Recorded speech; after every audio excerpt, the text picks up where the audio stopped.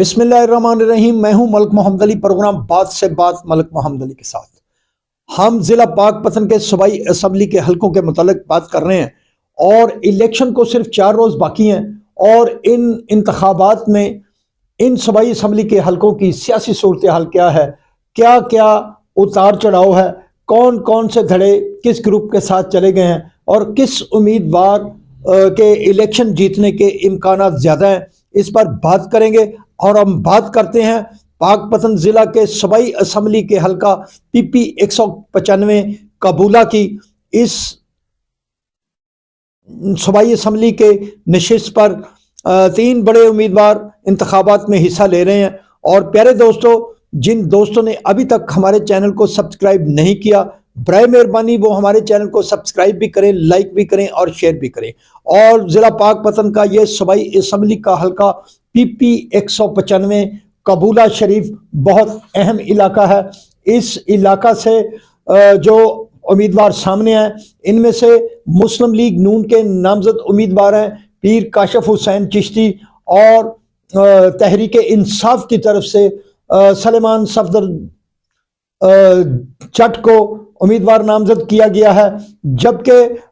آزاد امیدوار چودھری عمران اکرم جٹ بھی پوری آب و تاب سے میدان میں موجود ہیں۔ اب ہم اس پر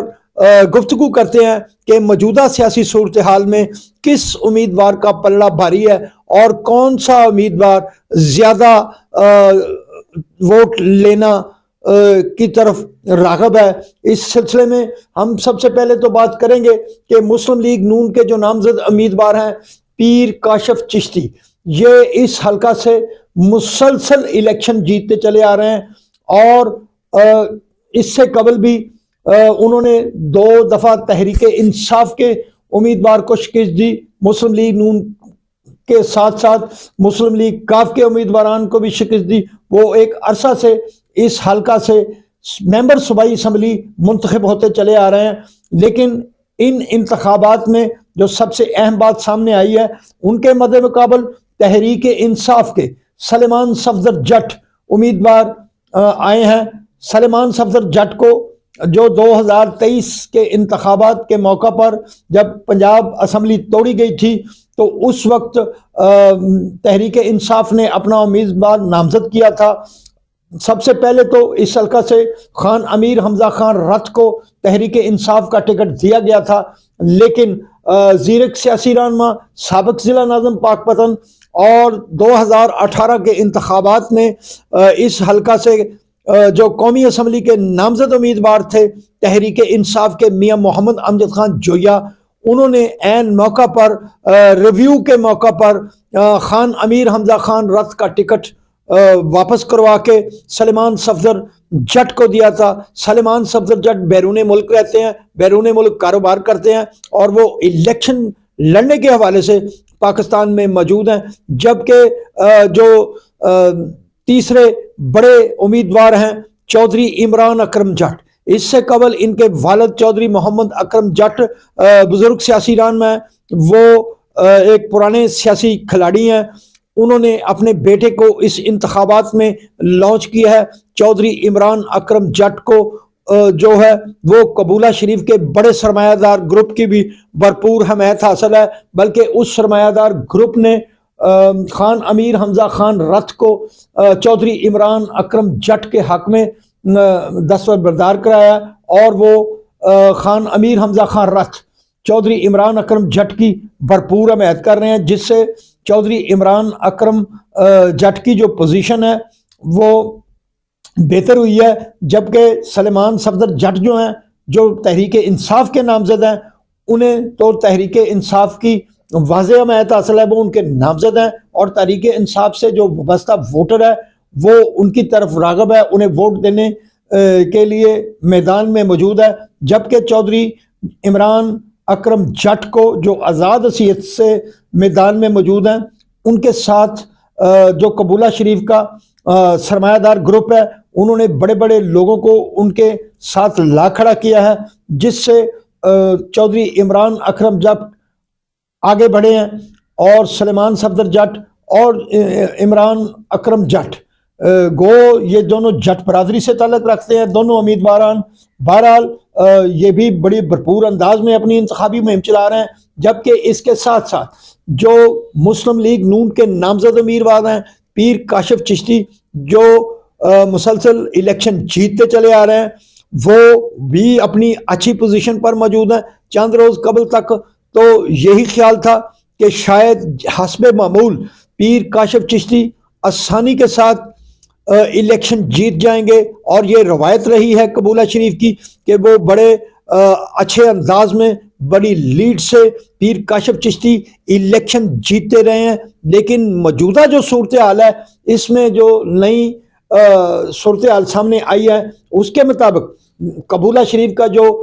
سرمایہ دار گروپ ہے وہ چودھری عمران اکرم جٹ کے لیے بڑی بھرپور محنت کر رہا ہے. اور اب جو موجودہ سینیریو ہے اس کے مطابق تو عمران اکرم جٹ اور جو پیر کاشف چشتی ہیں ان کے درمیان کافی کانٹے کا مقابلہ متوقع ہے. اس کے ساتھ ساتھ سلیمان صفدر جٹ جو ہیں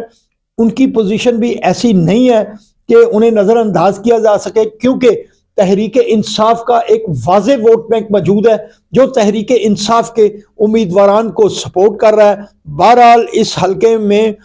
جو دو جٹ ہیں اور ایک پیر کاشف چشتی ان کے درمیان گھمسان کا رن پڑے گا. اور بالفرض اگر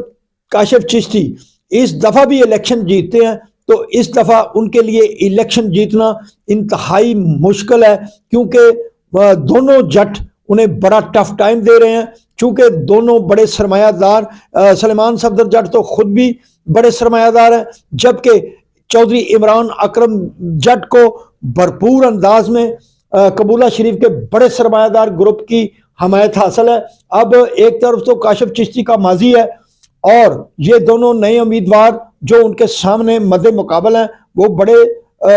سرمایہ داروں گروپ کے ساتھ جڑے ہوئے ہیں. اب جو